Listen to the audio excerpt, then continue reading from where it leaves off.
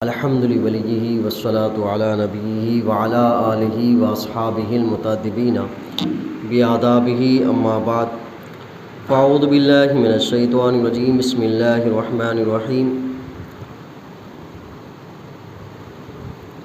یا ایہا النبی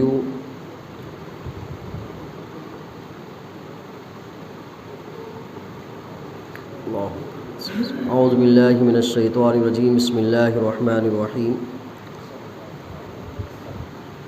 یا ایہا النبی انا احللنا لک ازواجک التی آتیت اجورہن وما ملکت یمینک مما آفاء اللہ علیک وبنات عمک وبنات عماتک وبنات خالک وبنات خالاتک اللاتی ہاجرن معک وامرأة مؤمنة ان وہبت نفسها للنبی ان اراد النبی ان یستنکحها خالصۃ لک من دون المؤمنین صدق اللہ العظیم ان اللہ وملائکتہ یصلون علی النبی یا ایھا الذین آمنوا صلوا علیہ وسلموا تسلیما اللہم صل وسلم وبارک علی محمد معاذ الجود والکرم وآلہ وبارک وسلم صلاۃ و سلاما علیک یا رسول اللہ صلی اللہ تعالی علیہ وسلم۔ معزز سامعین، خطبہ مسنونہ میں سورہ احزاب کی آیت نمبر 50 کی تلاوت کا شرف حاصل کیا۔ آج کی اس محفل میں اسی آیت کریمہ سے متعلق اسلامی معلومات سے آگاہی کی کوشش کی جائے گی۔ رب قدیر میری زبان پر کلمہ حق کو جاری فرمائے۔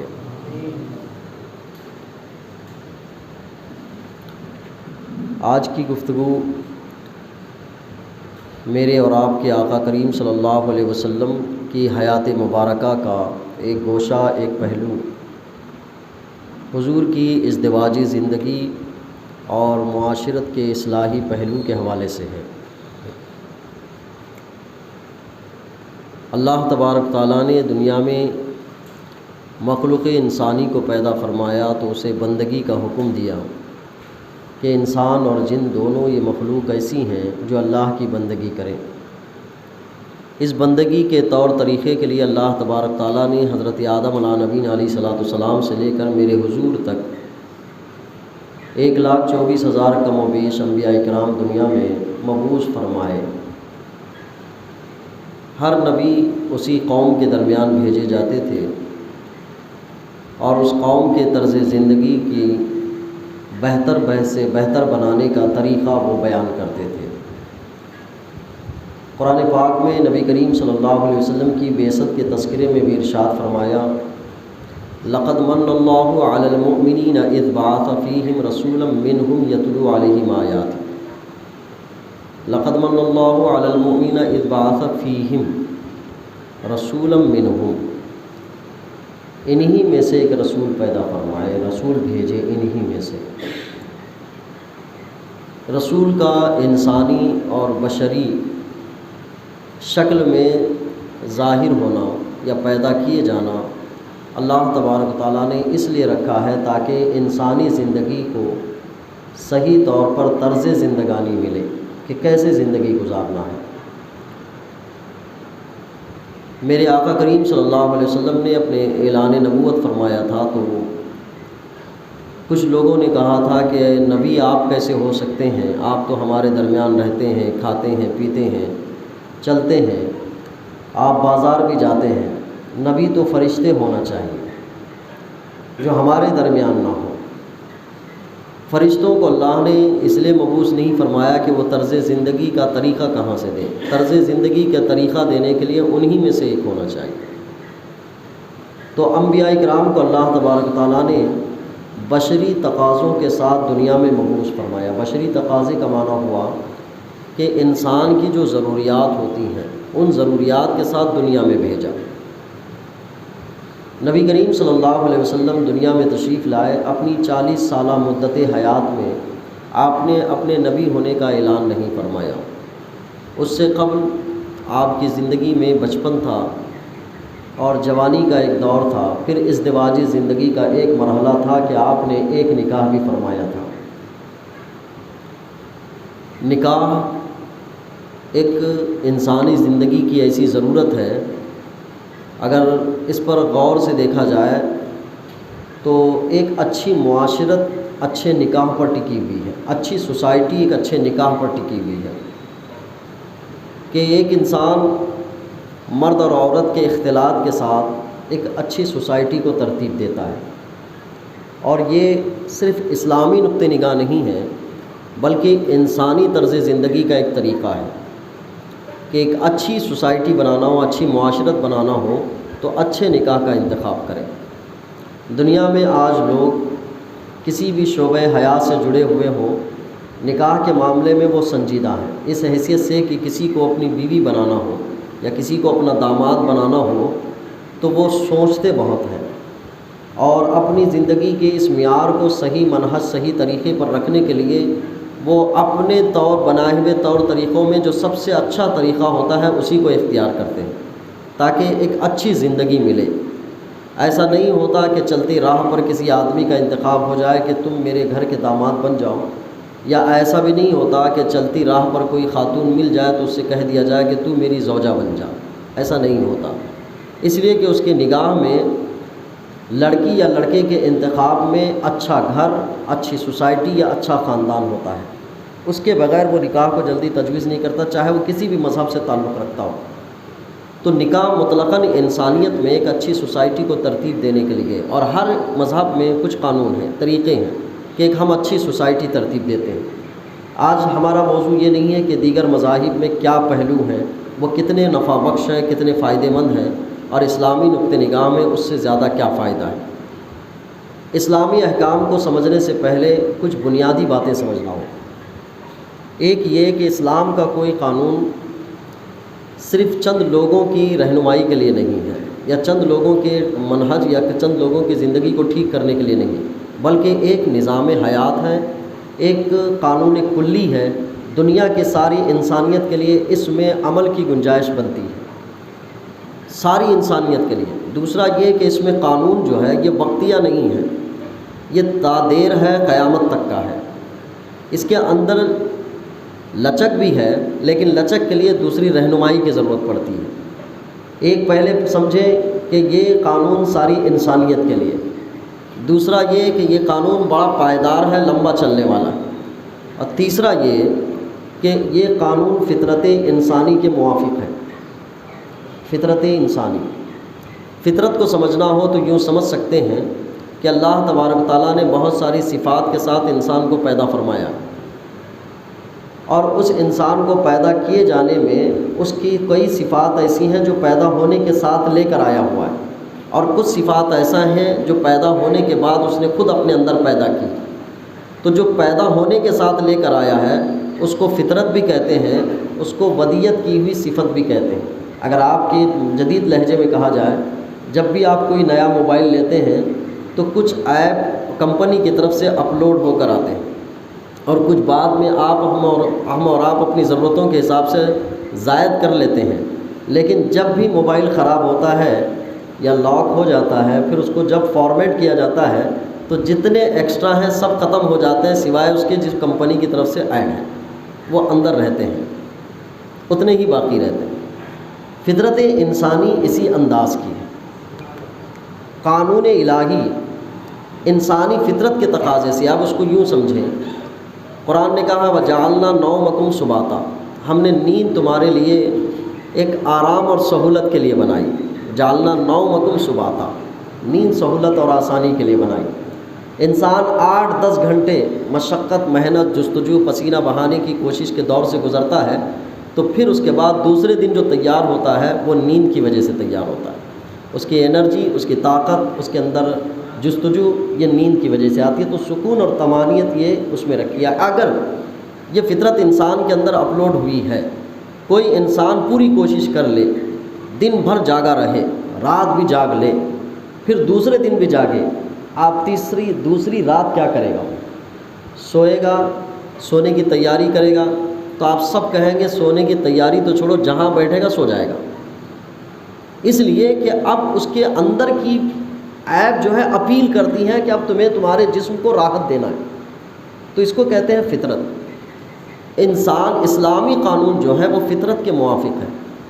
کبھی یہ ہوتا ہے کہ فطرت کو ظاہری اوصاف کی بنیاد پر، ظاہری صفتوں کی بنیاد پر دبا دیا جاتا ہے، لیکن فطرت بالکل ختم نہیں ہوتی ہے، دبتی ہے، ختم نہیں ہوتی۔ اس کو کئی زاویوں سے دبایا جاتا ہے، ان زاویوں میں جا کر وہ دب جاتی ہے۔ جیسے ایک انسان کی فطرت میں یہ ہے کہ وہ سچ کو پسند کرتا ہے، جھوٹ کو ناپسند کرتا ہے، یہ اس کی فطرت میں ہے۔ وہ خود چاہتا ہے کہ میرے ساتھ کوئی بھی کام کرے تو سچائی کے ساتھ کرے، اگر کوئی میرے ساتھ دھوکہ کرے مجھے برداشت نہیں ہوگا، ہر انسان چاہتا ہے۔ جبکہ اس انسان کی مکمل عادت یہ ہے کہ وہ خود کبھی سچ نہیں بولتا، جھوٹ بولتا ہے، دھوکہ دیتا ہے، لیکن اس کے ساتھ یہ چاہیے کہ وہ اس کے ساتھ کوئی دھوکہ نہ دے، اس کے ساتھ کوئی جھوٹ نہ بولے۔ اہل علم لکھتے ہیں کہ شیطان جس کی پوری زندگی مکر و فریب سے تعبیر ہے، اللہ کی بارگاہ میں اس نے یہ اعلان کیا تھا کہ مولا میں تیرے سارے بندوں کو بہکا دوں گا۔ جیسے اس نے یہ جملہ کہا تو خود اپنے سے محاسبہ کرنے لگا کہ کیا میں سارے بندوں کو بہکا دوں گا؟ یہ تو بڑا جھوٹ ہو جائے گا۔ تو پھر اس نے ایک جملہ کہا، الا عبادک المخلصین، تیرے مخلص بندوں کو نہیں بہکا پاؤں گا۔ یعنی اس کو بھی قبول کر لیا کہ میں جھوٹ کو بہت پسند کرتا ہوں، لیکن جھوٹ خود سے بھی بولوں یہ مجھے پسند نہیں۔ تو اس نے وہی بات کہی کہ الا عبادک المخلصین، میں تیرے چند بندوں کو نہیں بہکا پاؤں گا۔ تو جھوٹ برا سمجھتا ہے انسان، سچ کو اچھا سمجھتا ہے، یہ فطرت میں ہے۔ ظلم کو برا سمجھتا ہے، انصاف کو اچھا سمجھتا ہے، یہ فطرت میں ہے۔ تو اسلامی قوانین فطرت کے موافق ہیں۔ اگر یہ چیز آپ کو سمجھ میں آتی ہے تو نکاح کے مزاج کو بھی آپ اسلامی قوانین کے دائرے میں اس حیثیت سے سمجھ سکتے ہیں کہ اسلام نے نکاح کے جتنے قوانین پیش کیے ہیں وہ فطرت انسانی کے موافق پیش کیے ہیں۔ ہاں، کسی کی عادتیں، سماج، سوسائٹی، طرز زندگی یا کسی کا قانون اس فطرت کو دبانے کی بڑی کوشش کرنے کے لیے کوئی قانون لا لے تو وہ اوپر سے مسلط تو ہو سکتا ہے لیکن فطرت کو سکون نہیں دے سکتا، انسان کو اندر سے ٹھیک نہیں رکھ سکتا۔ یہ بنیادی وجہ ہے فطرت کے۔ اسی لیے اسلام کے قانون پر جن لوگوں نے اعتراض کیا ہے وہ فطرت انسانی کے اعتبار سے اعتراض نہیں کیا، انہوں نے ایک دوسرے کی سوسائٹی والی زندگی کے اعتبار سے اعتراض کیا ہے، اور ایک دوسرے کی سوسائٹی والی زندگی سے اعتراض کیا ہے۔ تو اسلام پر یہ اعتراض اس زاویے سے تسلیم نہیں مانا جاتا، کیونکہ اسلام کے قوانین فطرت کے موافق ہیں۔ اس فطرت کے اعتبار سے اگر سوال ہوتا تو ان کے جواب بھی فطرتی قانون کے اعتبار سے دیے جا سکتے تھے۔ انسانی زندگی میں فطرت انسانی یہ ہے کہ وہ جوانی کی عمر کو پہنچ جائے تو نکاح کرے، اس کو اپیل کرتی ہے انسانی زندگی۔ بسا اوقات کسی انسان کو اگر اپیل نہ کرتی ہو تو یہ نہ کہے کہ بھئی یہ بندہ تو خارج ہے، یہ تو نکاح کبھی کرنا نہیں چاہتا ہے، اور نکاح کو وبال جان سمجھتا ہے، وہ اپنے مجرد رہنے کو بڑا پسند کرتا ہے، وہ فطرت کو اپنی عادت کے مطابق دبانا چاہتا ہے۔ اور اس سے پہلے بہت سارے لوگوں نے اس پر کام کیا ہے۔ یہود اور نصارہ میں نکاح نہ کرنے کا ایک رواج مذہبی زاویے میں داخل ہو گیا تھا جس کو راہب کہا جاتا ہے، راہبانہ زندگی۔ اب جس کو یوگیانہ زندگی بھی کہتے ہیں لوگ، کہ اپنے مذہب میں یوگی بن گیا اور داسی بن گئے کہ وہ شادی نہیں کرتے ہیں، لڑکی ہو کر شادی نہیں کرتی ہیں، اور مرد ہو کر یوگی بن جاتا ہے وہ شادی نہیں کرتا ہے، وہ مجرد رہنے کو پسند کرتے ہیں۔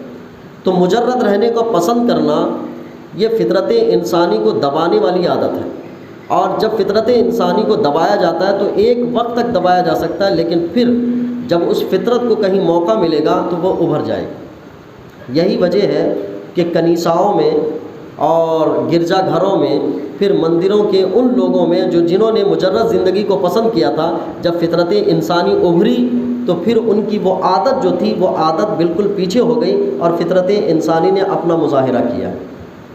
تو فطرت ابھر کے آتی ہے۔ اسلامی قانون فطرت کے عین موافق ہیں۔ نکاح کے معاملے میں صحابہ کرام رضوان اللہ تعالیٰ علیہم اجمعین نے حضرت عائشہ صدیقہ رضی اللہ تعالیٰ عنہ کے پاس آ کر حضور کے عمل کے متعلق پوچھا تھا کہ رات میں حضور کے معاملات کیا ہوتے ہیں۔ دن میں تو ہم بہت سارے معاملات دیکھ لیتے ہیں، رات میں کیا ہوتا ہے؟ تو حضرت عائشہ صدیقہ رضی اللہ تعالیٰ عنہ نے کہا کہ حضور عشاء کی نماز پڑھتے ہیں، پھر اس کے بعد کھانا تناول فرماتے ہیں، پھر اس کے بعد آرام کرتے ہیں یہاں تک کہ تہجد کو اٹھتے ہیں، پھر تہجد کی نماز ادا کر کے وتر ادا کر کے فجر کی تیاری کرتے ہیں۔ یہ رات کا عمل بیان کیا۔ صحابہ کرام میں سے بعض کو لگا کہ حضور کو عمل کی کیا حاجت؟ ایک صحابی نے کہا کہ حضور تو بخشے بخشائے ہوئے ہیں، عمل کی ضرورت ہمیں ہے۔ تو ایک صحابی نے وہیں اعلان کیا کہ میں اب زندگی بھر نکاح نہیں کروں گا، اور ایک صحابی نے کہا کہ میں جنگل میں جا کر اللہ اللہ کی تسبیح جپوں گا، ایک نے کہا کہ میں دن میں روزے رکھوں گا، رات میں جہاد کروں گا، کسی نے کہا میں رات میں قیام اللیل کروں گا، دن میں جہاد کروں گا۔ اپنے اپنے لیے عمل کی ایک ایک شکل کو باندھنا شروع کر دیے۔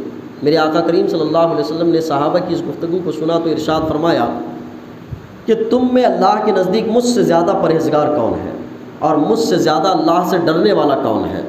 لیکن میں نکاح بھی کرتا ہوں، اولاد کی پرورش بھی کرتا ہوں، تجارت بھی کرتا ہوں، میں سوتا بھی ہوں اور میں جاگتا بھی ہوں، میں اللہ کی عبادت بھی کرتا ہوں۔ انسانی زندگی کا یہ منہج بیان کیا آقا کریم صلی اللہ علیہ وسلم نے کہ مجرد رہنا یہ انسانی فطرت کے عین موافق نہیں ہے، بلکہ فطرت کو دبا کر انسان اپنے لیے گھٹن کا سامان پیدا کرتا ہے۔ یہ چیز اس کو محسوس کریں۔ نبی کریم صلی اللہ علیہ وسلم نے نکاح کی اہمیت کو کئی جہتوں سے اس امت پر بیان فرمایا۔ خود میرے آقا کریم صلی اللہ علیہ وسلم نے نکاح کیا۔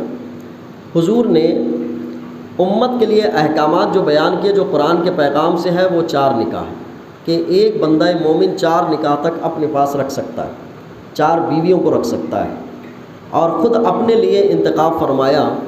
قریب 11 نکاح آپ نے فرمائے۔ اس 11 نکاح کے فرمانے کی حکمتیں کیا ہیں؟ یہ کون سا ایسا پہلو تھا کہ 11 نکاح کرنے کی ضرورت پڑی؟ تو اس کا ایک تھوڑا پس منظر سن لیں۔ نبی کریم صلی اللہ علیہ وسلم کی ظاہری حیات مبارکہ 63 سالہ ہے۔ اس 63 سالہ زندگی میں سب سے پہلا نکاح میرے حضور نے جو فرمایا، آپ کی عمر مبارک 25 سال تھی، اور جس سے نکاح فرمایا ان کی عمر مبارک 40 سال تھی، حضرت خدیجۃ الکبریٰ رضی اللہ عنہ۔ اپنی عمر سے 15 سال بڑی خاتون سے حضور نے نکاح فرمایا، اور وہ خاتون بھی 2 سے بیوہ تھی کہ 2 ان سے پہلے شوہر گزر چکے تھے، ان سے بیوہ تھی، ان سے پہلا نکاح فرمایا۔ پھر آپ حضرت خدیجۃ الکبریٰ رضی اللہ تعالیٰ عنہ جب تک نکاح میں تھیں، آپ نے دوسرا نکاح نہیں فرمایا۔ قریب 25 سال اور گزر گئے۔ نبی کریم صلی اللہ علیہ وسلم نے 55 سالہ اپنی عمر مبارک میں دوسرا نکاح نہیں فرمایا۔ 55 سال تک صرف ایک نکاح، حضرت خدیجۃ الکبریٰ رضی اللہ تعالیٰ عنہ۔ جب آپ کا وصال ہوا تو دوسرا نکاح آپ نے حضرت صفیہ رضی اللہ تعالیٰ عنہا سے فرمایا، جو حضرت عمر بن خطاب رضی اللہ تعالیٰ عنہ کی بیٹی تھی، وہ بھی بیوہ تھی، ان سے نکاح فرمایا، اور ان کی عمر بھی قریب زیادہ تھی۔ آپ نے 11 نکاح جو فرمائے ہیں، وہ 11 نکاح اپنی عمر مبارک 55 سال سے لے کر 63 سال کی عمر میں فرمایا۔ 11 نکاح، یعنی ایک نکاح پہلے حضرت خدیجۃ الکبریٰ سے، اور قریب 10 نکاح جو فرمایا ہے وہ 55 کی عمر سے لے کر 63 سال کی عمر میں فرمایا۔ قریب آپ اس کو کہیں کہ 55 سے 63 میں 7-8 سال، اتنے سال میں خالی نکاح فرمایا۔ اور نکاح کی کیفیت یہ کہ حضرت عائشہ صدیقہ رضی اللہ تعالیٰ عنہا کو چھوڑ کر باقی جتنی ازواج تھیں وہ سب کے سب بیوہ تھیں، اور عمر دراز بھی تھی، ایسا نہیں کہ بالکل باقرہ تھی۔ ایک حضرت عائشہ صدیقہ رضی اللہ تعالیٰ عنہا باقرہ تھی، باقی سب ان کے علاوہ جتنے تھے سب بیوہ میں سے تھی، بیوہ یا مطلقہ میں سے تھی۔ نبی کریم صلی اللہ علیہ وسلم نے نکاح فرمایا۔ آپ غور کریں، جب کسی انسان کے اوپر زیادہ ذمہ داریاں ہوتی ہیں تو ان زیادہ ذمہ داریوں کی وجہ سے ان ذمہ داریوں کو نبھانے والے کے لیے کچھ خصوصی اختیارات ہوتے ہیں۔ آقا کریم صلی اللہ علیہ وسلم کے اوپر اللہ تبارک تعالیٰ نے بار 2 عالم رکھا تھا، دونوں جہاں کا بوجھ، اس دنیا کا بھی اور اس دنیا کا بھی۔ اس دنیا کا بڑا بوجھ کیا تھا کہ آپ کے بعد اب قیامت تک کوئی نبی نہیں آنا ہے، آپ کی شریعت کامل رہے گی، آپ ہی کی شریعت واحدہ رہے گی کہ قیامت تک یہی شریعت کام کرے گی۔ پچھلے انبیاء اکرام دنیا میں تشریف لاتے تھے تو وہ خاص علاقے، خاص خطے کے لیے آتے تھے۔ میرے حضور ساری کائنات کے لیے آئے، قیامت تک کے لیے آئے، اور ہر کچے پکے گھر تک اسلام کو پہنچانا تھا۔ اتنی بڑی دعوت، عمر کا حصہ مختصر، 40 سال سے لے کر 63 سال، 23 سال کا ایک دور ہے۔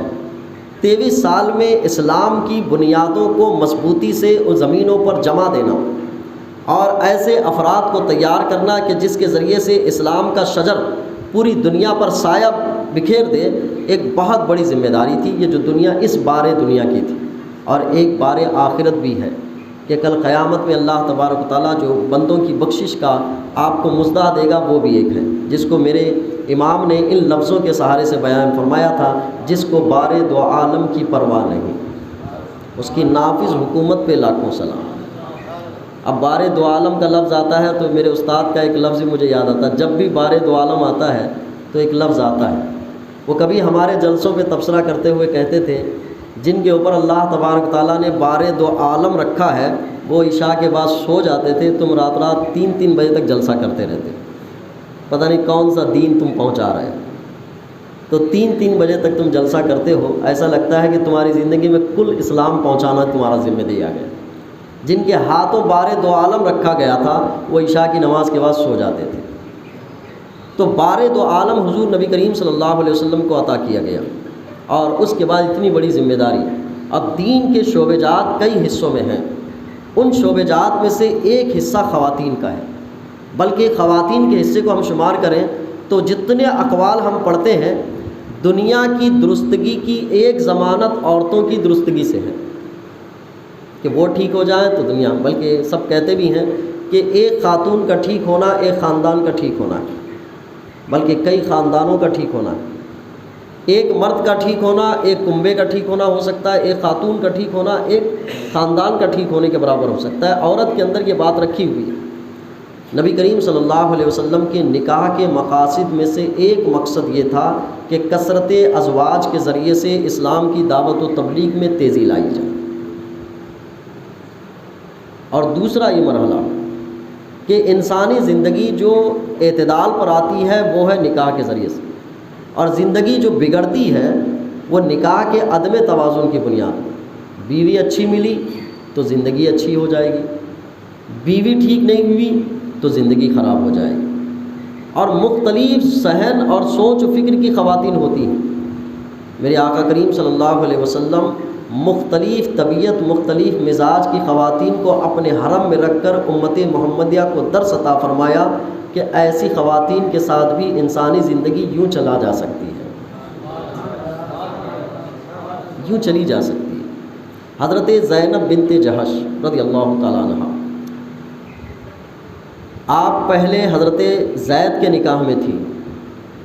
حضرت زید غلام زادہ غلام تھے اور حضرت زینب آزاد خاتون تھی۔ عرب میں آزاد خاتون غلام کے نکاح میں بالکل معیوب سمجھی جاتی تھی، نکاح ارجسٹ نہیں ہو رہا تھا۔ حضرت زید بار بار آ کر حضور کی بارگاہ میں عرض پیش کرتے کہ یا رسول اللہ صلی اللہ علیہ وسلم، زینب سے میری بنتی نہیں ہے، اگر آپ کہیں تو میں طلاق دے دوں۔ میرے حضور ارشاد فرماتے نبھاتے رہو، نبھاتے رہو، کئی دفعہ ارشاد فرمایا کہ نبھاتے رہو، نبھاتے رہو۔ حضرت زید بہت زیادہ پریشان تھے اس چیز کو لے کر کہ ایک آزاد اور غلام کے درمیان رشتہ بن نہیں پا رہا ہے، اور حضرت زید میرے حضور کے منہ بولے بیٹے تھے، متبنہ تھے۔ قرآن کا حکم آیا کہ زید زینب کو چھوڑ دیں، اے نبی آپ ان سے نکاح کر لیں۔ اب آپ سوچیں کہ جس خاتون کی سختی تیزی یا اس بات کر کہ وہ آزاد ہونے کے معاملے کو لے کر بار بار ان کی شکایتیں پہنچ رہی ہوں، اور ان سے نکاح کرنے کا حکم قرآن پاک میرے حضور کو دیتا ہے۔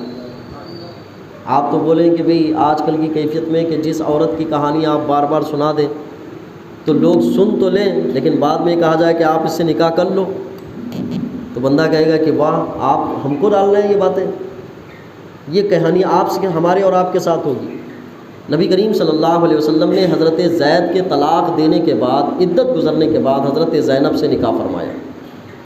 حضرت زینب سے نکاح فرمایا تو حضرت زینب حضور کے حرم میں بڑی خوش تھی، بڑی خوش تھی۔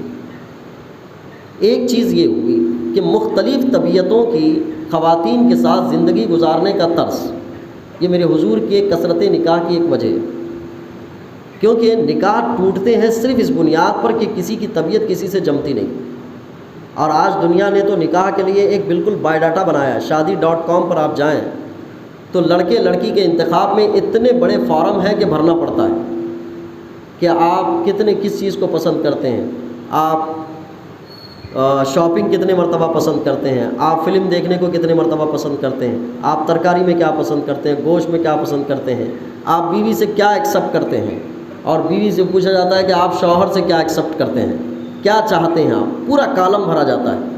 اس کالم بھرے جانے کے بعد شادی.com کے ذریعے سے بھی جو شادیاں ہوتی ہیں وہ بھی ٹھیک سے نہیں چل پا رہی، کہ پہلے ہی سے معاملات طے کر دیے گئے ہیں، ساری چیزیں میل ملاپ، بلکہ ان لوگوں کی جن کے بارے میں کہا جاتا ہے کہ ان کی کنڈلی مل جاتی ہے، ان کی کنڈلی نہیں ملتی، ان کے بھی رشتے تلخیوں سے گزر رہے ہیں۔ جن کی کنڈلیاں ملا بھی دی گئی ہیں ان کی بھی رشتے جو ہے ٹھیک ڈھنگ سے نہیں چل پا رہے ہیں۔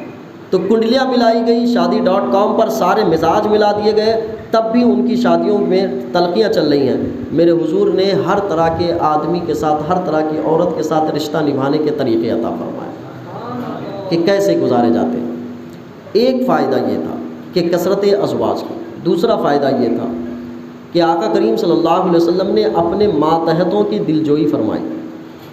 عام طور پر انسان جب نکاح کرتا ہے تو اپنے برابری کے لوگوں میں کرتا ہے، اپنے نیچے کے لوگوں میں کم نہیں، نیچے کے لوگوں میں نہیں کرتا، برابری کے لوگوں میں کرتا ہے۔ آقا کریم صلی اللہ علیہ وسلم نے جن سے نکاح فرمایا ان میں سے دو ایسی ذات ہیں جو آقا کریم صلی اللہ علیہ وسلم پر جان، مال، عزت، آبرو سب فدا کر دیتے ہیں۔ حضرت ابوبکر صدیق رضی اللہ تعالیٰ عنہ، حضرت عمر فاروق رضی اللہ تعالیٰ عنہ، ان کی دو بیٹیوں سے، دونوں کی ایک ایک بیٹی سے آپ نے نکاح فرمایا، ان کی دلجوئی فرمائی۔ حضرت ابوبکر صدیق رضی اللہ تعالیٰ عنہ اپنی بیٹی عائشہ کو دینے کے بعد کتنا خوش تھے، اتنا خوش تھے کہ آپ اپنے کو فخریہ طور پر اپنی بیٹی کے دیے جانے پر خوشی ظاہر کرتے۔ حضرت عمر فاروق رضی اللہ تعالیٰ عنہ، آپ کی بیٹی کا جب طلاق دیا گیا، بیوہ ہوئی تھی، تو بیوہ ہونے کے بعد سب سے زیادہ فکر تھی کہ میں اپنی بیٹی کا نکاح کس سے کرواؤں۔ آقا کریم صلی اللہ علیہ وسلم نے نکاح کا پیغام دیا تو حضرت عمر فاروق رضی اللہ تعالیٰ عنہ کی دل جوئی ہوئی۔ دو کی بیٹی لے کر نکاح فرمایا، ان کی دو دل فرمائی، اور دو کو اپنی بیٹیاں دے کر دل جوئی فرمائی۔ حضرت عثمان غنی رضی اللہ تعالیٰ عنہ کو بیٹی دی اور حضرت علی رضی اللہ تعالیٰ عنہ کو اپنی بیٹی دی، ان کی بیٹی دے کر دل جوئی فرمائی۔ اس زمانے سے لے کر آج کے زمانے تک نکاح کے معاملے میں ایک فائدہ ضرور دیکھا جاتا ہے کہ نکاح کرنے کے بعد آدمی اپنا بن جاتا ہے۔ بلکہ آپ نکاح کے فوائد میں دیکھیں، یہاں ہو یا کہیں پر بھی ہو، یو پی میں بھی ایک رواج تھا کہ کسی گاؤں میں کوئی لڑکی دے دی جائے یا کسی گاؤں میں کوئی لڑکا شادی کر کے آ جائے تو پورے گاؤں والے اس کو اپنا داماد کہتے ہیں، پورے گاؤں والے کہتے ہیں کہ ہمارے گاؤں کے داماد ہیں، گھر کے داماد نہیں بلکہ پورے گاؤں کے داماد ہیں۔ ایسا مزاج اس زمانے میں بھی تھا کہ یہ طور طریقہ تھا کہ لوگ پورے کے پورے آ جاتے تھے نکاح کرنے کی بنیاد پر۔ آقا کریم صلی اللہ علیہ وسلم کا جو مقصد تھا وہ مقصد تھا اسلام کی دعوت و تبلیغ، اور اسلام کی دعوت و تبلیغ تیزی سے کرنی، بہت کم وقت میں زیادہ کام کرنے تھے۔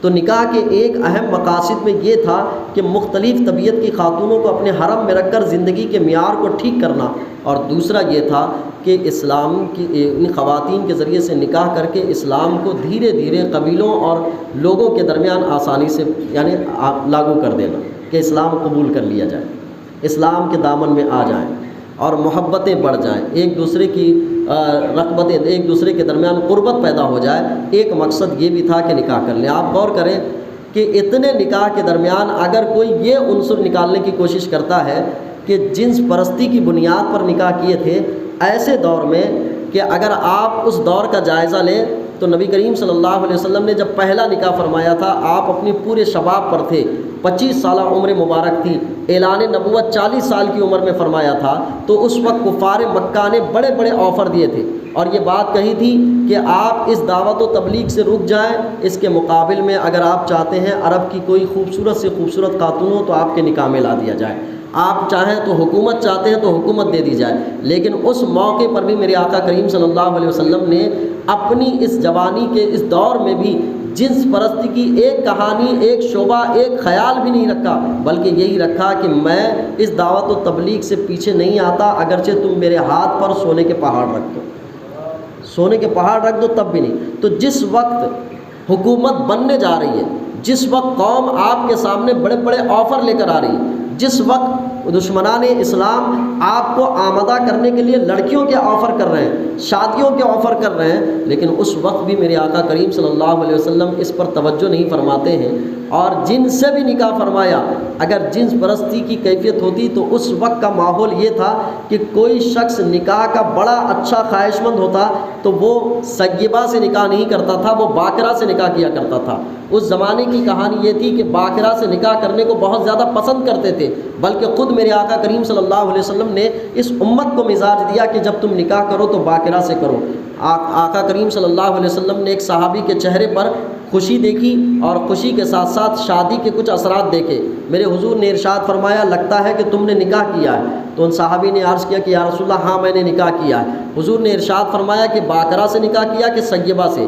باقرہ اس خاتون کو کہتے ہیں آپ کے سمجھنے کے اعتبار سے کہ جس کی نہ کسی کے ساتھ شادی ہوئی ہو، نہ وہ طلاق شدہ ہو، نہ بیوہ ہو، بلکہ وہ بالکل ابھی کسی سے شادی شدہ نہ ہو، اس کو باقرہ کہتے ہیں۔ سیبہ اس خاتون کو کہتے ہیں جس کی شادی ہو چکی، یا تو وہ مطلقہ ہے یا بیوہ ہے، اس کو سیبہ کہتے ہیں۔ تو حضور نے ارشاد فرمایا کہ تم نے باقرہ سے کیا کہ سیبہ سے؟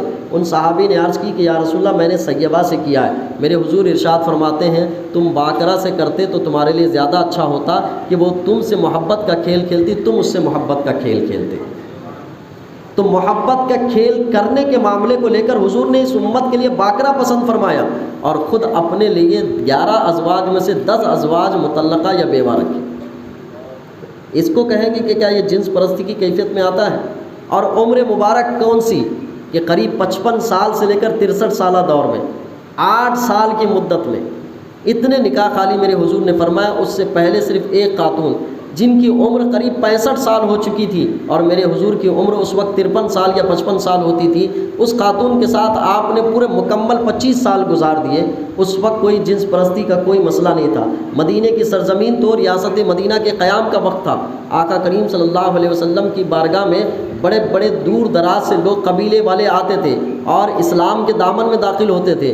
وہ بھی چاہتے تھے کہ حضور سے نسبت حاصل ہو جائے، لیکن میرے آقا کریم صلی اللہ علیہ وسلم نے اس وقت بھی قبیلے کے بڑے بڑی خوبصورت عورتوں کو یہ نہیں کہا ہے کہ تم کو حرم میں لینا ہے، نکاح میں لینا ہے، بلکہ آقا کریم صلی اللہ علیہ وسلم نے اپنے دعوت و تبلیغ اور اسلام کی نشر و اشاعت کے لیے جس خاتون کو مناسب سمجھا اس کو اپنے نکاح میں لیا۔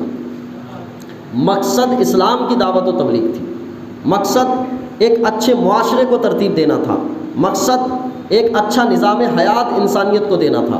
آپ غور کریں، میرے آقا کریم صلی اللہ علیہ وسلم نے نکاح کیا ہے تو معاشرتی فائدے کے لیے بھی کیا ہے، نکاح کیا ہے تو سیاسی فائدے کے لیے بھی کیا ہے۔ سیاسی فائدوں میں میرے آقا کریم صلی اللہ علیہ وسلم نے بنی مستلق کی ایک خاتون سے نکاح کیا۔ بنی مستلق پر جنگ مسلط کر دی گئی، مسلمان فاتح ہوئے، فاتح ہونے کے بعد بہت سارے لوگ قیدی بنا کر لائے گئے۔ جب قیدی بنا کر لائے گئے تو آقا کریم صلی اللہ علیہ وسلم کی بارگاہ میں ایک خاتون آئی، حضرت صفیہ غالب، ایک خاتون لائی گئی، حضرت جویریہ۔ وہ خاتون آئی تو آقا کریم صلی اللہ علیہ وسلم نے ارشاد فرمایا تمہارے لیے 2 آپشن ہیں، یا تو اسلام قبول کر لو یا میں تم کو اپنے نکاح میں لے لوں۔ تو انہوں نے کہا کہ یا رسول اللہ میں آپ کے نکاح میں آنے کو پسند کرتی ہوں۔ یہ باقرہ نہیں تھی، سیبہ تھی یہ بھی۔ تو حضور نے حضرت جویریہ کو اپنے نکاح میں لیا۔ حضرت جویریہ کو نکاح میں لیا تو آقا کریم صلی اللہ علیہ وسلم نے جیسے ہی حضرت جویریہ کو نکاح میں لیا، اس وقت قریب ان کے قبیلے کے کئی لوگ گرفتار ہو کر غلام بنائے گئے تھے، اور غلام بنا کر مسلمانوں کے ہاتھوں میں آ چکے تھے۔ جب حضور نے ان سے نکاح فرمایا تو صحابہ نے یہ کہہ کر اپنے حاصل شدہ غلاموں کو آزاد کر دیا کہ تمہارے قبیلے کی ایک خاتون سے ہمارے حضور نے نکاح کر دیا ہے، تمہارا قبیلہ میرے حضور کا سسرال بن گیا ہے، اس لیے ہم تم کو آزاد کر دیتے ہیں۔ آزادی دے دی، ان 100 گھروں سے لوگوں کو آزادی ملی تو وہ آزاد ہو کر قبیلہ نہیں گئے، بلکہ کہا کہ جن کے پاس یہ فیاضی ہے، جس اسلام میں یہ کہ محض ایک رشتے کی بنیاد پر غلامیت سے آزادی دی جاتی ہے، ہم ایسے اسلام کو قبول کرتے ہیں۔ 100 گھر کے لوگوں نے اسلام کے دامن میں وابستگی حاصل کی۔ ایک سیاسی فائدہ، ابو سفیان رضی اللہ تعالیٰ عنہ اسلام لانے سے پہلے اسلام کے لیے کتنے نقصان دہ تھے۔ ہر جنگ جو کفار مکہ کی طرف سے ہوتی تھی اس میں سردار اور سپہ سالار بن کر یہی آتے تھے۔ میرے آقا کریم صلی اللہ علیہ وسلم نے ان کی بیٹی ام حبیبہ کو اپنے نکاح میں لیا۔ نکاح میں لیا، حضرت ابو سفیان کا دل نرم پڑ گیا، دشمنی بھی باقی رہی لیکن اتنا نہیں کہ جتنا ہونا چاہیے تھا، کہ آقا کریم صلی اللہ علیہ وسلم صلح حدیبیہ کے بعد مدینہ تشریف لائے تھے تو ابو سفیان حضرت آقا کریم صلی اللہ علیہ وسلم سے ملنے کے لیے آئے کہ ایک آدمی نے صلح توڑ دی تھی، ملنے کے لیے جب آئے تو اپنی بیٹی کے گھر گئے تو آپ کی بیٹی نے بیٹھنے کے لیے بھی نہیں کہا، بیٹھنے کے لیے بھی نہیں کہا، ابھی بھی اسلام نہیں لائے تھے لیکن حضور نے ان سے نکاح فرما لیا تھا، ام حبیبہ سے نکاح فرما لیا تھا۔ پھر جب ام حبیبہ نے بیٹھنے کے لیے نہیں کہا، اسی وقت ان کے دل میں نرمی بھی پیدا ہوئی تھی، سختی بھی پیدا ہوئی تھی۔ سختی یہ پیدا ہوئی تھی کہ میری بیٹی مجھے بیٹھنے نہیں دیتی ہے، اور نرمی یہ پیدا ہو گئی تھی کہ میری بیٹی کو حضور نے بڑی شان و شوکت کے ساتھ رکھا۔ دشمن کی بیٹی کو اپنے پاس نکاح میں رکھے سیاسی فائدے کے لیے۔ آپ کو اندازہ ہو کہ ام حبیبہ بھی باکرہ نہیں تھی، سیبہ تھی۔ آقا کریم صلی اللہ علیہ وسلم نے اور کئی نکاح فرمائے۔ ایک خاتون سے نکاح فرمایا خیبر کے فتح کے بعد، یہودی تھی۔ حضور نے ارشاد فرمایا یا تو اسلام قبول کر لو یا تم کو آزادی دے دیتا ہوں، تم جا کر اپنے علاقے میں بس جاؤ۔ تو ان خاتون نے کہا کہ یا رسول اللہ میں اسلام قبول کرتی ہوں۔ پھر حضور نے فرمایا کہ میرے نکاح میں آ جاؤ۔ تو میرے نکاح میں آ جاؤ، تو جب وہ نکاح میں آئی، یہودی اس نکاح میں آنے سے پہلے، ان کے نکاح میں آنے سے پہلے براہ راست سامنے آیا کرتے تھے، لیکن جیسے ہی یہ یہودی تھی اور اسلام لے آئی، نکاح میں آئی، تو اس کے بعد کبھی بھی یہودی حضور کے سامنے بمقابل نہیں آئے۔ یہ سیاسی فائدہ تھا۔ حضور نے ان لوگوں سے نکاح فرمایا، ان عورتوں سے نکاح فرمایا جس سے اسلام کو تقویت ہوتی تھی، جس سے مسلمانوں کو تقویت ہوتی تھی، جس سے ایک اچھی معاشرت ترتیب پاتی تھی۔ آپ کو اور ہمیں اندازہ ہونا چاہیے دو دشمنوں کے درمیان امن کا پایا جانا کتنی بڑی ضمانت ہوتی ہے۔ آج یوکرین کا اور روس کی لڑائی چل رہی ہے، اگر آج کوئی سالس بن کر ان دونوں کی لڑائی کو روک دے تو آپ سمجھتے ہیں کتنے بڑے فائدے کا کام ہے۔ جب اسلام مخالف اسلام کو نقصان پہنچانے کے در پر ہو اور اسلام ڈیفنس کرنے کے دور پر ہو تو ہر ایک کی جان و مال، عزت و آبرو داؤ پہ لگی ہوئی ہے، لیکن ایسے موقع پہ آقا کریم صلی اللہ علیہ وسلم دونوں قبیلے، بلکہ دونوں مذہبوں کے درمیان امن اور شانتی کا پیغام پہنچاتے ہیں، تو وہ نکاح کے ذریعے سے۔ یہ نکاح تھا جس کی بنیاد پر یہ ہوا، یہ نکاح تھا جس کی بنیاد پر نرمی پیدا کر دی گئی، یہ نکاح تھا جس کی بنیاد پر ایک اچھی معاشرت ترتیب دینے کی کوشش کی گئی۔ قریب 4 خاتونیں وہ ہیں جو حضور کے نکاح میں آئی جو اسلام دشمن تھی، اسلام سے دشمنی رکھتی تھی، جن سے میرے حضور نے نکاح فرمایا۔ دشمن سے نکاح کرنا، دشمن کے گھر میں نکاح کرنا، یہ ہر ایک کے بس کا کام نہیں ہے۔ آج تو تھوڑے سے پسند نہیں آتے تو ان کے گھر نکاح نہیں ہوتا ہے، تھوڑا سا کھانا پینا کم زیادہ بنا دیا جائے تو نکاح توڑ دیا جاتا ہے۔ آپ جن کو بالکل ہی سرے سے پسند نہ کرتے ان کے گھر میں نکاح کرنا یا ان کی بیٹی کو اپنے گھر لے آنا۔ آقا کریم صلی اللہ علیہ وسلم نے نکاح کے پہلو یہ بیان فرمایا کہ اپنی زندگی میں ان کو اپنے حرم میں رکھا۔ اب کثرت نکاح کے ذریعے سے جو ایک ذہن میں خیال پیدا ہوتا ہے کہ جنسیت کا ہونا، خواہشات اور شہوات کا زیادہ ہونا، جو ایک تصور پیدا ہوتا ہے، یہ اصل میں تصور ہے نہیں، تصور پیدا کیا گیا ہے۔ کسی بھی ایک اچھے واقعے کی 2 شکلیں 2 صورتیں کبھی بھی بنا سکتے۔ کوئی اچھا واقعہ ہو، جب کوئی شخص کسی اچھی خاتون سے نکاح کرے اور اتفاق یہ ہو کہ وہ خاتون مالدار بھی ہو، تو دیکھنے والوں کے 2 زاویے ہوتے ہیں۔ ایک جس خاتون کے بارے میں اس کو پتہ ہو کہ یہ خاتون بہت اچھی ہے تو اس کے حسن انتخاب کی داد دیتا ہے کہ تم نے بہترین انتخاب کیا ہے کہ اچھی خاتون کا انتخاب کیا۔ اور جس کے پاس اس کا نظریہ نہیں ہوتا ہے وہ سیدھے یہ کہتا ہے اچھا پیسے کے لیے نکاح کیا ہے۔ کیوں؟ اس کی نظر میں یہ ہے کہ اس کے پاس دونوں صفتیں ہیں، ان دونوں صفتوں میں سے ایک انسان کی نظر ہوتی ہے کہ اس کے صحیح انتخاب کو جانتے ہوئے اس کے صحیح انتخاب کی تعریف کرے، بجائے اس کے کہ ظاہر بھی اس کے کانوں تک یا اس کے آنکھوں تک جو دکھائی دیا اس کو ہی نامزد کر کے اس نے کہا کہ تم نے پیسے کے لیے نکاح کیا۔ اب یہ تو انسان کے اپنے دل کی کہانی ہوتی ہے کہ وہ حقیقت کیا ہے، کہ میں نے کس زاویے کی بنیاد پر نکاح کیا۔ آقا کریم صلی اللہ علیہ وسلم کے نکاح کے سارے پہلو کو اہل علم نے بیان کیا ہے۔ معاشرتی پہلو کہ کثرت ازدواج، زیادہ نکاح آقا کریم صلی اللہ علیہ وسلم نے معاشرے کی اصلاح کے لیے کیا۔ نہ کہ نبی کریم صلی اللہ علیہ وسلم کے نکاح کے فائدے کے پہلو یہ کہ آپ نے تشریعی فائدے کے لیے کیا، شریعت کے مسائل کو بیان کرنا، شریعت کے مسائل کے بیان کی کیفیت یہ تھی کہ آقا کریم صلی اللہ علیہ وسلم فطرتی طور پر اتنے باحیا تھے کہ حضرت عائشہ صدیقہ رضی اللہ تعالیٰ عنہ بیان کرتی ہیں حضور کی حیا پہلے دن کی عورت یعنی جو دلہن ہوتی ہے وہ جتنا حیا کرتی ہے آقا کریم صلی اللہ علیہ وسلم اس سے بھی زیادہ باحیا تھے، اس سے زیادہ باحیا۔ ایک خاتون حضور کی بارگاہ میں آئی، عرض گزار ہوئی اپنے حیض کے مسئلے کے معاملے کو لے کر۔ حضور نے ارشاد فرمایا کہ روئی کے ذریعے سے پاکی حاصل کرو۔ اس خاتون نے پھر مسئلہ پوچھا کہ یا رسول اللہ میرا مسئلہ ایسا ہے۔ حضور نے فرمایا روئی کے ذریعے سے پاکی حاصل کر لو۔ اس خاتون نے پھر کہا کہ یا رسول اللہ میرا مسئلہ اس سے بھی زیادہ ہے، تو آقا کریم نے فرمایا کہ روئی کے ذریعے سے طہارت حاصل کرو۔ حضرت عائشہ صدیقہ رضی اللہ تعالیٰ عنہ کہتی ہیں کہ حضور بار بار یہ بیان کر رہے تھے، میں دیکھ رہی تھی حضور جو بیان کرنا چاہتے ہیں حیا کی وجہ سے وہ الفاظ نہیں لا رہے ہیں۔ میں نے کہا وہ خاتون کو بلایا اور اس کو طہارت کے سارے مسائل بیان کیے، پھر اس کو رخصت کر دیا۔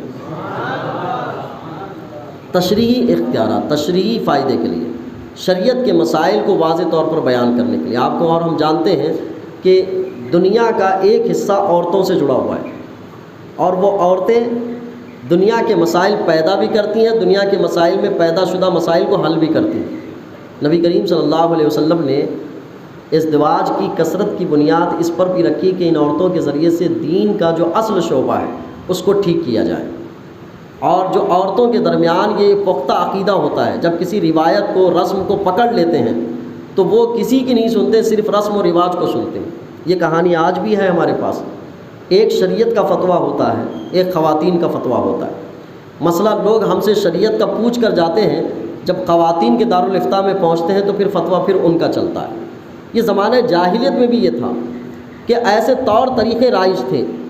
آقا کریم صلی اللہ علیہ وسلم کے اس زمانہ جاہلیت میں جب کوئی شخص کسی کو اپنا منہ بولا بیٹا بنا لیتا، جب کوئی شخص اپنے کیا کہتے ہیں کہ کسی کو اپنا بھائی قرار دیتا، تو بھائی قرار دینے کا معنی اور مطلب یہ ہوتا تھا کہ حقیقی بھائی سے بھی زیادہ اس کو ترجیح دی جاتی تھی۔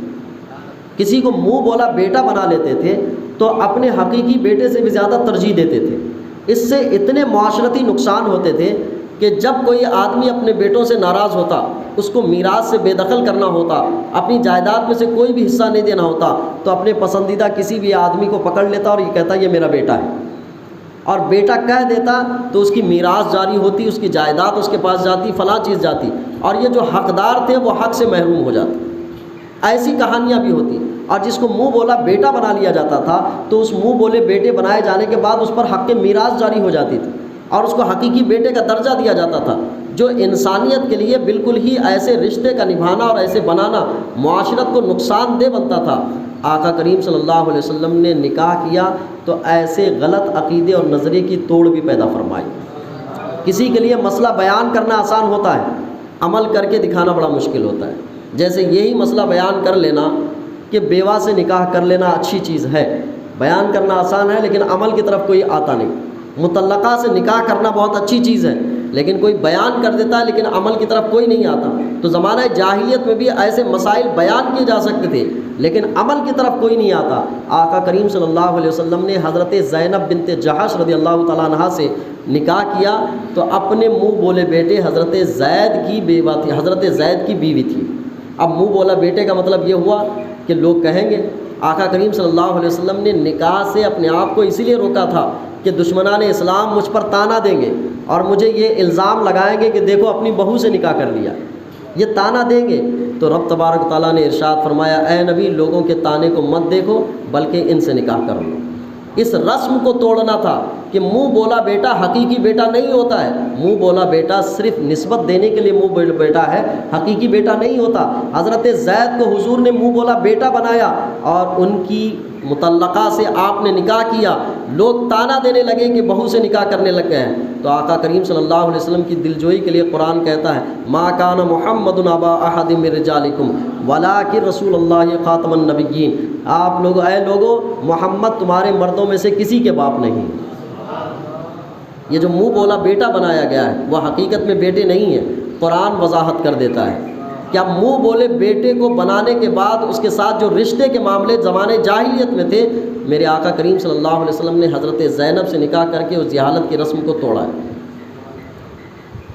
حضرت عائشہ صدیقہ رضی اللہ تعالیٰ عنہا کا نکاح کا پیغام آیا تو حضرت ابوبکر صدیق رضی اللہ تعالیٰ عنہ سوچنے یہ لگے کہ نکاح کراؤں کہ نہ کراؤں.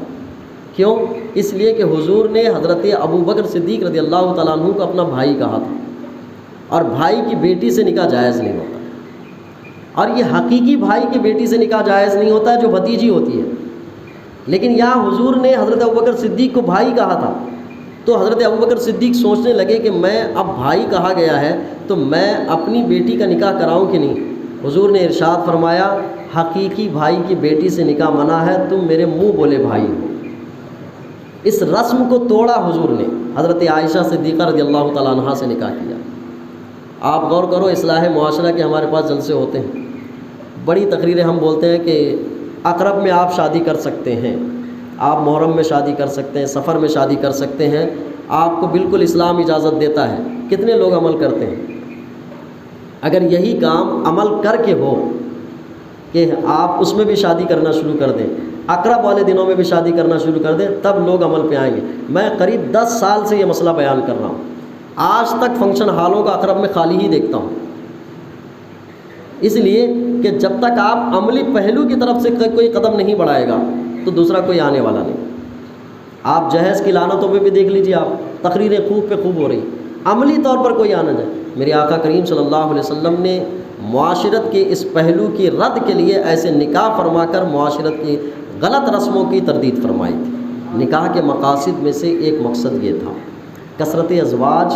میرے آقا کریم صلی اللہ علیہ وسلم کی اسلام کی دعوت و تبلیغ کا ایک اہم ذریعہ، اچھی معاشرت کو پیدا کرنے کا ایک اہم ذریعہ، تشریعی معاملات کو درست رکھنے کے لیے آقا کریم صلی اللہ علیہ وسلم کا کثرت ازواج کا پہلو. اور رہی بات اس میں سے کسی کا جنسیت کے پہلو پر لانا، بالکل تاریخ، واقعات، حقیقت، نفسیات، عقل اور دلائل سے بالکل عاری ہے. اس لیے کہ ریاست مدینہ کے قیام کے بعد تو میرے آقا کریم صلی اللہ علیہ وسلم کا سکہ جہاں جہاں تک چلتا تھا، وہاں کی کسی بھی خاتون کو چاہے باکرہ ہو یا سیبہ، میرے حضور اشارہ کرتے تو وہ نکاح میں آ جاتی.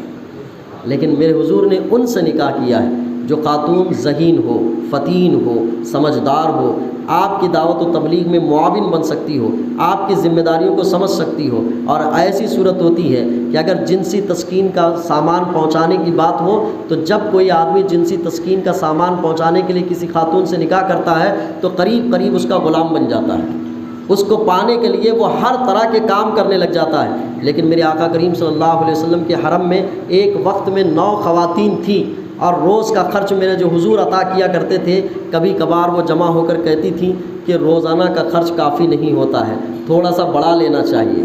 تو بڑا لینے کے لیے جب سب جمع ہوئی تو میرے آقا کریم صلی اللہ علیہ وسلم کو اختیار میرے رب نے یوں دیا، اے نبی، جو آپ کے لیے آپ کی خواتین بیٹھی ہوئی ہیں، آپ چاہیں تو جن میں سے جس کو چاہے رکھ لیں، جس کو چاہے چھوڑ دیں.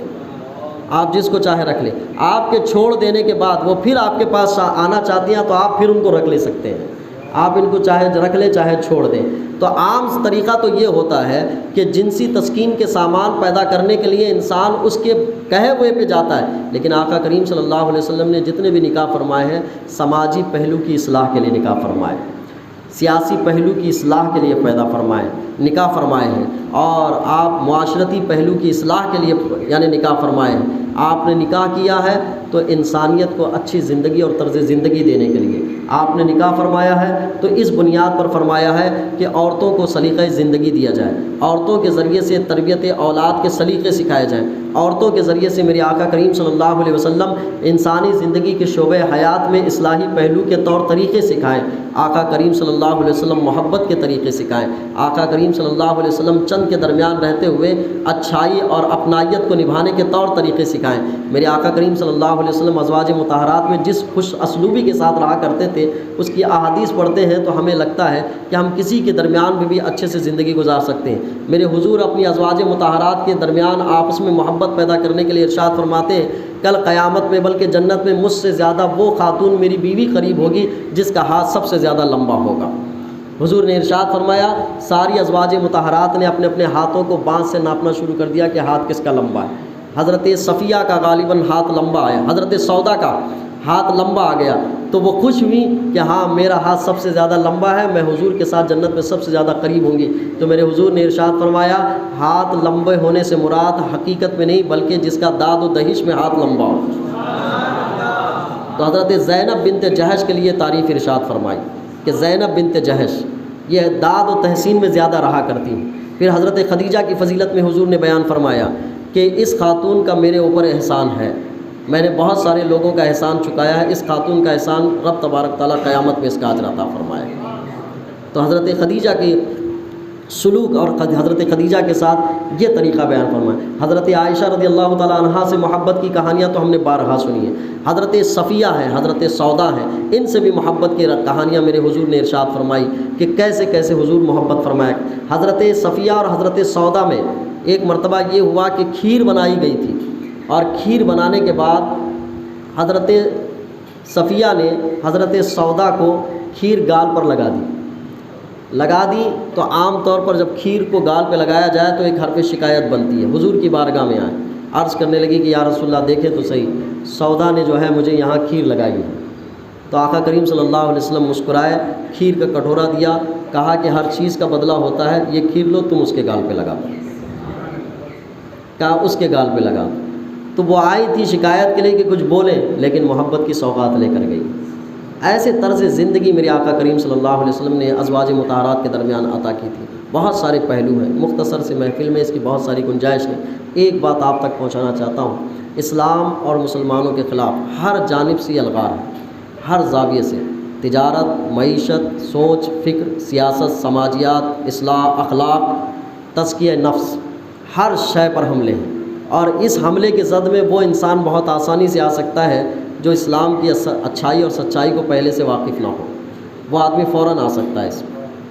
ازواج مطہرات کے معاملے کو لے کر اسلام دشمنوں نے جو طرز زندگی، جو سوچ اور فکر دینے کی کوشش کی ہے، جس کے پاس میرے آقا کریم صلی اللہ علیہ وسلم کی زندگی کی انمول کہانیاں موجود نہ ہو، وہ فوراً ذہن میں ان باتوں کو لے لے گا۔ جب لے لے گا تو فریب میں بھی آ سکتا ہے، انسان دلائل ہی سے سدھر بھی سکتا ہے، دلائل ہی سے بگڑ بھی سکتا ہے۔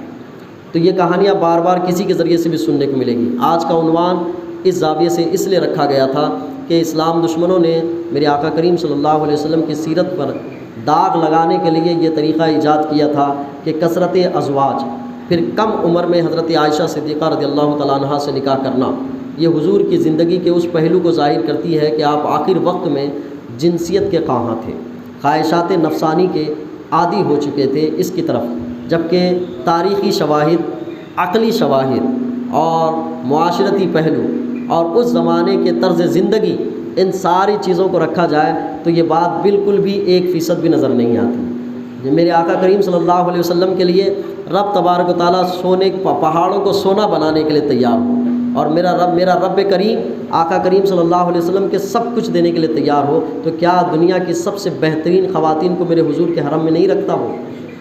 بلکہ میرے آقا کریم صلی اللہ علیہ وسلم نے اپنی زندگی کا کل وہ جو بعثت رسالت تھی، بعثت نبوت تھی، اس کے طرز کی بنیاد پر نکاح فرمایا ہے اور زندگی گزاری ہے، جس کی ضمانت خود قرآن پاک نے دیا کہ لقد کان لکم فی رسول اللہ اسوۃ حسنہ۔ حضور نے جو عمل کیا ہے وہ سارے کے سارے تمہارے لیے نمونہ عمل ہے۔ اس پہ حق کے اعتراض، داغ لگانے کی کوشش وہی شخص کر سکتا ہے جس نے میرے حضور کی ذات کو رب کی جانب سے نہ مانا ہو، محض ایک انسان مانا ہو کہ وہ ایک انسان تھے، بلکہ رب کی جانب سے ایک پیغمبر مانا ہو تو ضرور ہے۔ اور دوسری بات یہ ہے، اسلام دشمنوں نے ہمارے حضور پر بلکہ اسلام پر بہت ساری انگشت نمائی کی ہے، اعتراضات کیے، لیکن اسلام ہمیں اس چیز کی اجازت نہیں دیتا کہ پلٹ کر آپ انبیاء کرام سابق یا انبیاء سابقہ پر، نبی کریم صلی اللہ علیہ وسلم سے پہلے جتنے انبیاء کرام، حضرت عیسیٰ علیہ السلام، موسیٰ علیہ السلام، ان پر کوئی پلٹوار آپ کریں اور ان سے کہیں کہ یہودیت میں یہ ہے، عیسائیت میں یہ ہے، بلکہ سارے نبیوں کی عظمت اور عصمت اور سارے نبیوں کے ناموس ہماری ایمانیات کا حصہ ہے۔ حضرت عیسیٰ علیہ السلام پر بھی اگر انگلی اٹھتی ہے تو ہماری ایمانیات سے ہے کہ ہم اس پر جواب دیں۔ حضرت موسیٰ علیہ السلام پر بات ہوتی ہے تو ہم جواب دیں گے، اس لیے کہ یہ ہماری ایمانیات کا حصہ ہے، اور سب سے زیادہ جواب دینے کے ذمہ دار میرے آقا کریم صلی اللہ علیہ وسلم پر لگائے گئے اعتراضات کے جوابات دینا ہماری ذمہ داری ہے۔ اس لیے کہ ہمارا یہ عقیدہ ہے کہ بعد از خدا بزرگ تو ہی قصہ مختصر، تمام صفات کمالیہ اور کمالیہ کا جامع اللہ تبارک تعالیٰ نے میرے حضور کو بنایا ہے اور آپ کی زندگی کو سب کے لیے نمونہ عمل بنایا ہے۔ تو یہ چند باتیں آپ تک میں نے کچھ بے ترتیب انداز میں پہنچائی ہیں۔ ممکن ہے کہ حضور کے نکاح، کثرت ازدواج، زیادہ نکاح کرنے کے جو اہمیت کے پہلو ہیں آپ تک پہنچے ہوں۔ اگر کچھ کم ہوئے تو انشاءاللہ کسی محفل میں دوسرے پہلو کے تحت انشاءاللہ بیان کیا گیا۔ اللہ مجھے آپ کو عمل کی توفیق عطا فرمائے۔